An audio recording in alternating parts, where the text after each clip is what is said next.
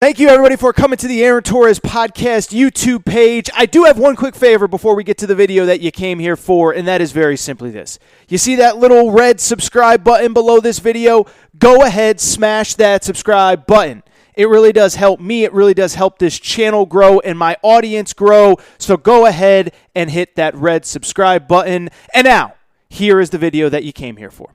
And the topic of the day, you just heard what I said. Did you see what Nick Saban said earlier this week? It made national headlines. Every time Nick Saban says something, it becomes a national headline. But Nick Saban was on radio with actually friend of the Aaron Torres Sports Podcast, Cole Kublik. Cole's a freaking legend. I love him. One of my favorite guests that we have on this show. Cole hosts a morning show in Alabama with Greg McElroy. Cole's an Auburn legend. Greg McElroy's an Alabama legend. And on, I guess it would have been Wednesday or Thursday of this week, they had Nick Saban on this show. Well, the three of them covered an awful lot of ground. They talked about a lot of different things. But Nick Saban did say one thing that made national headlines. What did he say, you ask? Well, Greg and Cole asked him about last year, and he said, drum roll, please. Last year was a rebuilding season. And everybody freaked out, and everybody went crazy. And they said, how can Nick Saban say it's a rebuild? But let me tell you this. He was absolutely right, and it is very scary for the rest of college football to think about that. First of all, when the quote came out, there was the natural blowback to it, right? I heard basically 3 complaints about what Nick Saban said, because anytime Nick Saban says anything, there's always pushback. The first one was that I heard Alabama doesn't rebuild. And by technicality, I get that. I think people would argue that Mississippi State might have to rebuild, that South Carolina might have to rebuild, that Texas Tech rebuilds. Alabama does not rebuild. That was the first thing I heard. I also saw Paul Feinbaum say that Nick Saban was making excuses for last season. But the number one pushback on Nick Saban was, how can you be rebuilding when you had the success that you had? How can you be rebuilding in a year where you won the SEC West? In a year where you actually won the SEC? You went to the SEC championship game and beat Georgia. How can you be rebuilding in a year where you go to the college football playoff, you win a college football playoff game, and you almost won the national championship?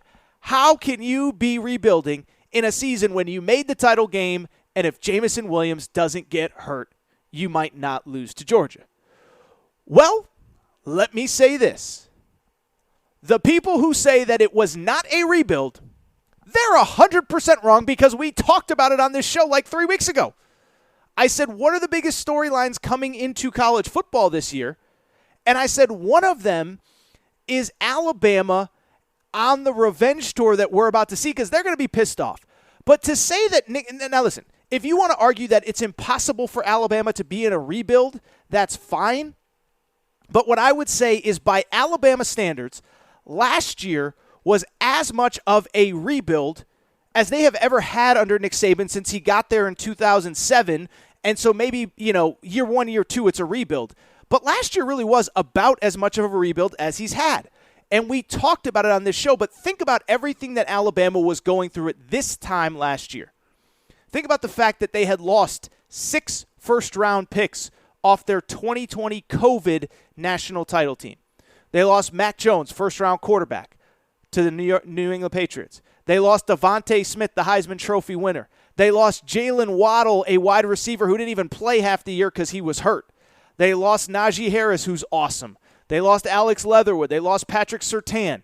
Not great at math, but that's 6 first-round picks that they lost off last year's team.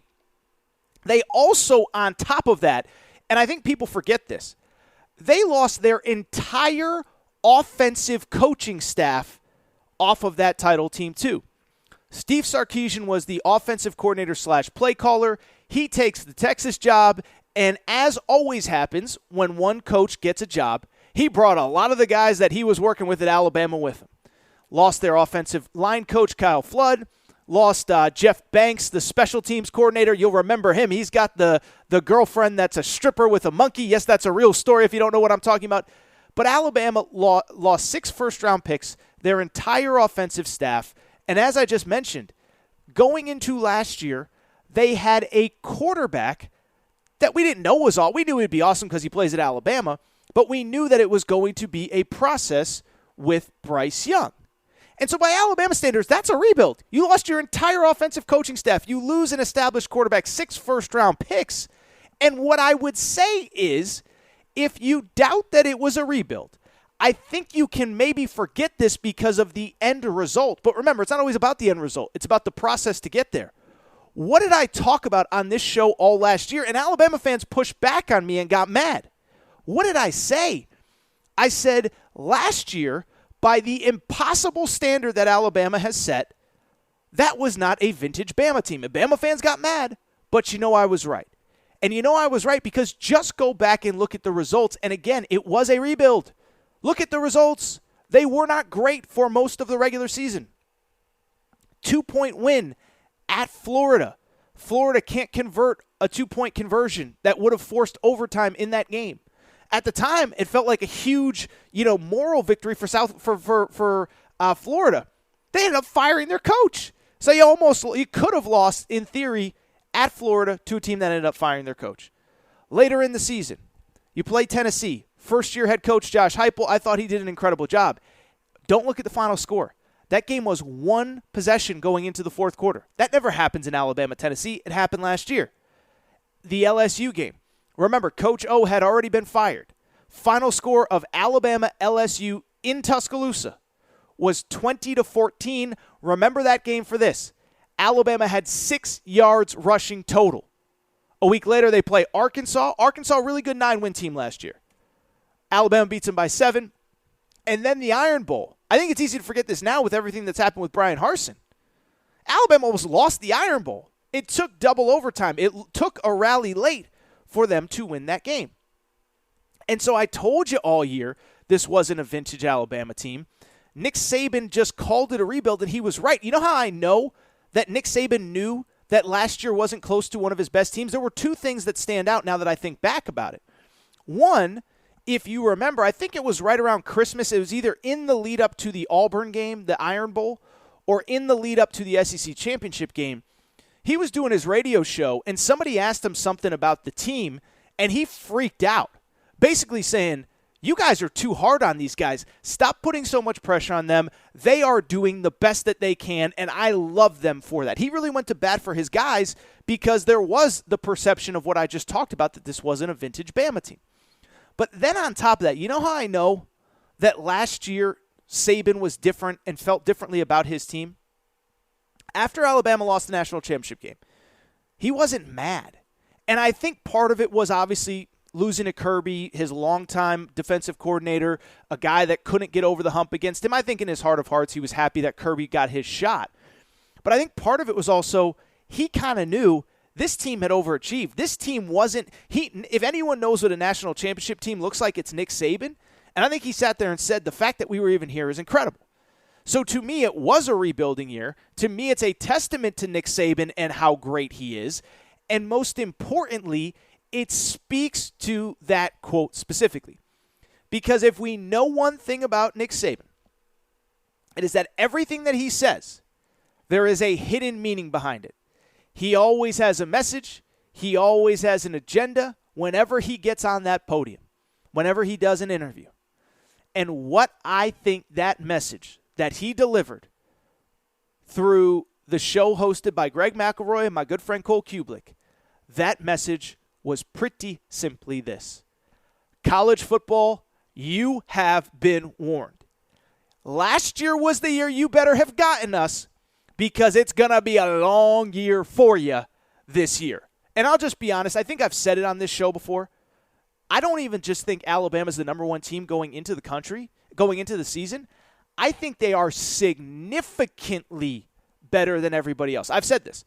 I think it's Alabama 1, then there's a big gap, then Ohio State 2, and then everybody else below them. You could put Georgia at number 3. You could put, I actually like Oklahoma a lot. We'll talk about Oklahoma and Aaron Right, Aaron Wrong.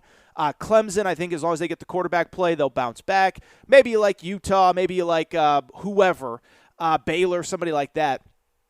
But I think Alabama's a clear-cut number 1 team in the country. And I think Nick Saban was saying, oh, last year was the year you should have gotten us, because I actually really like my team this year, as he should. I think everybody's already made the note, but they have the best player offensively in college football in Bryce Young, reigning Heisman Trophy winner Bryce Young, 47 touchdowns as a redshirt freshman Bryce Young. They have the best defensive player in college football, Will Anderson. Now, I hate to spoil everything. He's my pick to win the Heisman this year. I think a defensive player, Will Anderson, will win the Heisman. They crushed in the portal. They added 2 difference-making wide receivers, Tyler Harrell from Louisville, Jermaine Burton from Georgia. Jermaine Burton projected by Mel Kiper to be a first-round pick. They added Jahmyr Gibbs, a running back from Georgia, was one of the best offensive players in the ACC. They added Eli Ricks, a cornerback from LSU that is projected to be a first-round pick by Mel Kiper. And so really, yes, the O-line was bad last year. That's the only place that you can really point to with Bama and say, I'm not really sure about that. But they got a new offensive line coach from Kentucky. Nick Saban has raved about them. And I'm telling you, I think it is scary hours, to quote Drake, for this Alabama team. To take it a step further, the schedule actually breaks very nicely for them. I don't want to say it breaks nicely, but I think it could be worse, because they do have to play at Arkansas, and I think Arkansas is going to be solid this year. They have to play at Tennessee. I think Tennessee is going to be really good. They have to play at LSU, but if there's a year to play at LSU, this is it. They're rebuilding. They have to play at Texas. I think Texas is on its way. I don't think Texas is there yet. And so you look at the schedule. No Georgia from the East. Texas A&M, I think probably talent-wise, is the closest thing to what Alabama has. That game is at home. Auburn, yes, under the embattled Brian Harsin, but Auburn is always a tough game. That is at home. And so I think what Nick Saban said, what you heard was we were rebuilding last year. What I heard was, I hope you got us last year, because I didn't really like the team I had last year. I really like the team I have this year. So I don't want to get in. We don't really need to discuss anymore.